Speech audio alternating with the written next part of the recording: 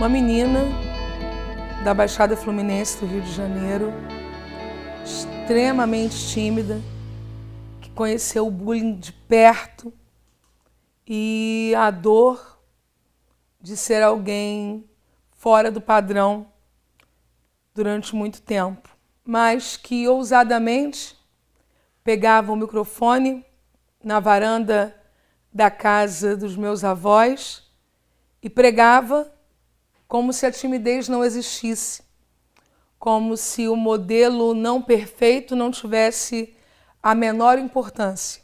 Foi assim que eu descobri que Deus usa pessoas e não rótulos, e fui ganhando confiança ao lado das mulheres do círculo de oração para ser hoje quem eu sou, uma anunciadora do Evangelho de Jesus. Quando eu era criança, eu pregava na caixinha de som do meu avô, anotava os cargos que existiam na igreja e como seria se eu fosse a pastora e tivesse que delegar as funções. Aos 18 anos de idade, eu me vi cuidando de uma congregação. Aos 14 anos de idade, alguém me convidou para pregar, mesmo sem nunca ter me ouvido pregar.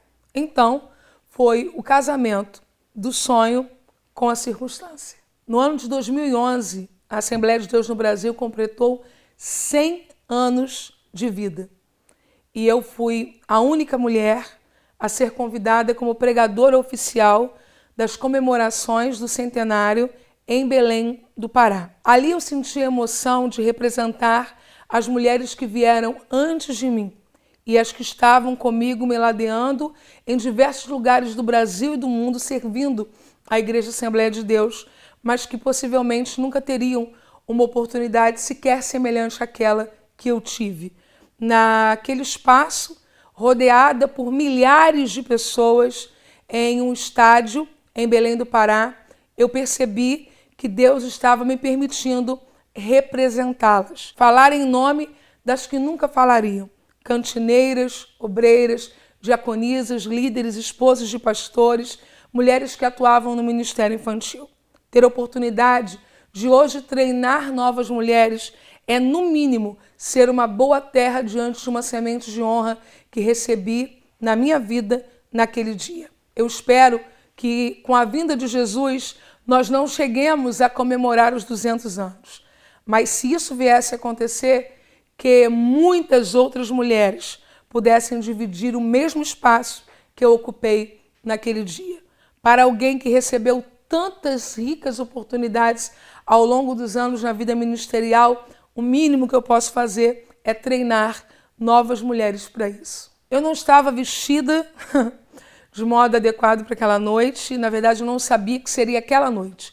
Eu sabia apenas que eu estava na programação para a celebração do centenário. Sinceramente, eu acreditava, como é muito comum a nós mulheres, que seria me confiado um horário diurno em um ambiente com menos visibilidade. Mas, para minha total surpresa e perplexidade, eu fui comunicada alguns minutos antes de que eu não só era uma das pregadoras da celebração, mas que eu pregaria naquela noite de abertura da celebração no estádio principal do evento da cidade. Naquele momento, diante de milhares de pessoas, eu senti o peso da discriminação e do preconceito. Não ali, propriamente, mas carregado por toda uma vida. Quando nos olhares alguém se alegra ou se entristece, uma mulher, é como quando ainda vemos uma mulher dirigindo uma carreta. Uma mulher, ou quando ainda vemos uma mulher lutando bravamente pela sobrevivência, uma mulher estar preparada foi fundamental para isso. Mas perceber que ainda é motivo de susto que alguém reconheça o valor de um grupo majoritário numa festa de celebração de 100 anos, me faz perceber o quanto ainda precisamos investir e crescer no ministério da mulher, ao púlpito da mulher como pregadora. Eu creio que Deus usa mulheres no ministério, eu vivo isso diariamente. E como essa crença, ela foi decisiva para a minha permanência. Porque um dos principais ataques do adversário, quase que diariamente, é neste campo. Deus usa uma mulher aí, esse é o seu lugar, você deveria estar aí. Eu acredito que Deus usa mulheres no ministério não só porque Ele me usa, mas porque Ele usou mulheres para que eu chegasse até aqui. Eu não tinha menor condições de estar onde eu estou. Eu era uma pessoa extremamente tímida. Eu vim de um grupo social sem privilégios. A minha igreja era uma micro-igreja. E foi nesse ambiente que a força da mulher cristã me empurrou para eu ser a mulher que eu sou hoje, em todas as áreas da minha vida. Então eu não creio só porque Deus me usou ou me usa. Eu creio porque através delas eu cheguei onde eu estou.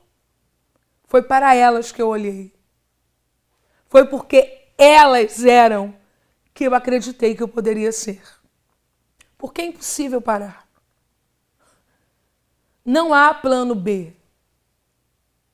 É ser isso ou não ser nada. Quem não vive o chamado, não vive. Eu acho que só quem sente o que eu sinto pode entender. É parte do que eu sou, mas não é parte anexo. É parte da estrutura. Se tirar, é um fragmento restante, não é um todo. Parte do que eu sou é entregar o que eu entrego. E se eu não entregar o que eu entrego, eu deixo de ser quem eu sou. Então, quando eu estou feliz, é isso. Quando eu estou triste, é isso. Quando todos aplaudem, eu preciso continuar. E quando um grupo rejeita, eu também preciso continuar. É como o apóstolo Paulo disse, me foi imposta essa obrigação. E ai de mim se eu não fizer. E eu entendo que quando Paulo diz ai de mim, ele não está dizendo Deus vai me matar, não é isso. É o que vai sobrar de mim. É quem eu sou. Ele em mim. Ele em mim. Está aqui, dentro de mim. Não tem como escapar. E eu nem quero escapar. Nunca quis e nem quero. Quem me conhece um pouco mais sabe que é muito difícil para eu responder essa pergunta, porque ela pode esbarrar em qualquer indício de vaidade. E eu não gosto disso. Mas eu preciso ser verdadeira. O que me habilita são duas coisas: experiência e verdade. Experiência e verdade. Eu poderia dizer algumas coisas aqui sobre habilidade, mencionar algum curso, mas eu preciso ser o mais sincera possível. Eu me sinto habilitada pelo poder do Espírito Santo para treinar mulheres para o ministério, porque eu tenho experiência e porque eu sou de verdade. É uma das coisas que eu mais gosto de ser na vida. De verdade. As pessoas não estão procurando uma treinadora ou uma professora ou alguém que vai lhe ensinar porque vendeu uma imagem. As pessoas sabem que eu tenho medos, as pessoas sabem que eu tenho fraquezas, as pessoas sabem que em algum momento eu posso ser temperamental, conhecem meus sonhos, sabem dos lugares que eu cheguei, sabem dos lugares que eu não cheguei, sabem de onde eu vim, onde eu estou. A igreja que eu apacento ao lado do meu esposo, quem é o meu esposo, a simplicidade dos meus pais, é verdade, é tudo verdade. E aliado a essa verdade, eu precisei ter experiência. Eu falo mais de 20 anos, para não falar próximo de 29 anos. Daqui a um tempo eu vou falar 30 anos. Isso não é uma brincadeira. Eu não tenho que provar nada. Ah, me prova porque você pode ser pastora. Me prova porque você pode pregar. Essa pergunta chegou tarde na minha vida. São mais de 20 anos, próximo de 30 anos. Eu não tenho que provar mais nada. Eu só preciso ser fiel até a morte para receber a coroa da vida, igualzinho a você. No mais, quem acredita, acredita. Quem não acredita, não acredita. Mas eu acredito. É de verdade. Quando eu comecei a gravar as aulas, eu tinha em mente a palavra preparatório. Só que na medida em que a coisa começou a se desenvolver, parecia que eu estava ao seu lado, ao lado da menina, da pastora, da garota, da jovem ou da anciã que eu vou treinar. Tinha horas em estúdio que eu sentia como se eu estivesse sentada ao lado, sabe? E dizendo, vamos, você pode, anota, é agora. Aquela coisa de treinador esportivo. Só que não é esportivo, é bíblico, é ministerial. Mas eu me sinto treinadora nesse momento. Eu me sinto num treinamento e eu estou chamando gente para treinar.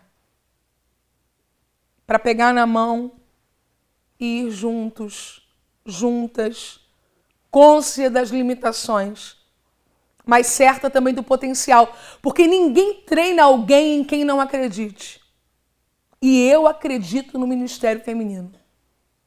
Por isso que eu quero pegar na mão de pessoas e dizer, vamos juntas. Eu acredito nisso. É uma relação de extrema honra saber que eu estou influenciando mulheres, mas também de extrema responsabilidade. Eu preciso da graça de Deus. Preciso da graça de Deus. E ser referência, saber que alguém está olhando para você é desafiador, porque você não pensa só por você. Você não escreve só por você. Você não posta uma foto só por você. Você precisa olhar o todo. Então há uma responsabilidade. Mas há também uma grande honra, porque as pessoas poderiam estar olhando para outras direções e, de repente, uma menina de 15 anos me manda uma mensagem e diz, Helena, eu estou me inspirando em você. E, de repente, uma senhora de 60 anos, de 70 anos, que já viveu muito mais do que eu, segura na minha mão no final de um culto e diz, eu assisto as suas mensagens e eu me inspiro em você. E agora ter a oportunidade de ministrar a essas mulheres, eu enxergo como algo tão precioso, tão precioso. É como se fosse uma devolução. Como se eu pudesse dizer assim, agora então eu quero compartilhar com você isso que você olhou, amou e me incentivou a continuar. É um momento de compartilhamento. É um tempo de compartilhamento. É quase que roda da mesa. Com essas pessoas, sobretudo. Porque eu não acredito que vai ingressar nesse curso quem não me enxerga assim. Não tem porquê. A gente quer estar perto de quem a gente acredita, ama, admira, respeita. Saber que de alguma maneira todas nós estaremos juntas é uma dádiva de Deus. Você não pode morrer. Cada personagem bíblico que viveu um desafio em sua vida precisou viver o dia seguinte. Sobreviver. Mas também não dá para passar a vida inteira sobrevivendo, de sobrevida. Não sobreviver é um momento. Uma doença, eu sobrevivi. Um acidente automobilístico, eu sobrevivi. No ministério, depois de tantos ataques, dores, decepções, a gente precisa sobreviver. Só que depois de sobreviver, não dá para ficar se arrastando, sabe? Uma mala cheia de lembranças, de nãos, de bloqueios, de limites, de dúvidas. Há praticamente quem coloca peso de pecado sobre o ministério. Você não pode estar aí. Quem é você para estar aí? Mas aí a gente sobrevive. e decide viver. E quando a gente decide viver, quando a gente decide, estou falando de decisão, eu tenho a impressão que o céu vem junto com a gente. E que Deus começa a propiciar oportunidades, Deus começa a enviar instrumentos. E nem sempre são os instrumentos antigos, os preferidos. Pelo contrário, existem épocas da nossa vida que Deus tira os corrimões da gente. Ele diz, agora é com você. Vem. Vem. Ingressa. Mergulha. Vive o seu tempo. Faça o que está na sua hora de fazer. Infelizmente, muitas meninas morreram sem a oportunidade de viver o chamado, viver o ministério. Mas eu e você estamos aqui para fazer isso com a permissão de Deus, no tempo de Deus. O nosso momento é agora. Essa é a nossa hora. E como eu já disse, o que eu sinto é que quando a gente se levanta, o céu também se levanta. Enquanto Débora deixou as coisas como estavam, elas ficaram. Mas quando ela diz, e eu, Débora, me levantei, choveu, riacho encheu, gente anônima entrou no cenário para vencer. Porque quando a gente se levanta, o céu se levanta com a gente. Então é agora. Eu me levantei. E você também vai se levantar. Há um lugar que não é de mais ninguém. Há um lugar desocupado. Nem pense que nós vamos ocupar o lugar dos homens, ou o lugar que os homens não ocuparam. Não! Há um lugar no púlpito. Nosso. Para mulheres que sabem que são mulheres, que falam como mulheres, que sentem como mulheres. Tem um montão de gente que vai entender melhor na nossa linguagem, do nosso jeitinho. Os púlpitos das igrejas no Brasil e no mundo esperam que nós ocupemos o nosso lugar. Esse púlpito nem sempre estará em uma plataforma. Algumas vezes ele estará em uma praça, ele estará numa escola bíblica, ele estará diante de adolescentes ou crianças. O púlpito não é físico, é muito maior do que a madeira, o vidro ou o acrílico.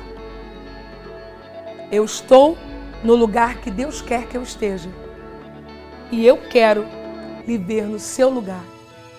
Mulheres no púlpito. Eu acredito nisso.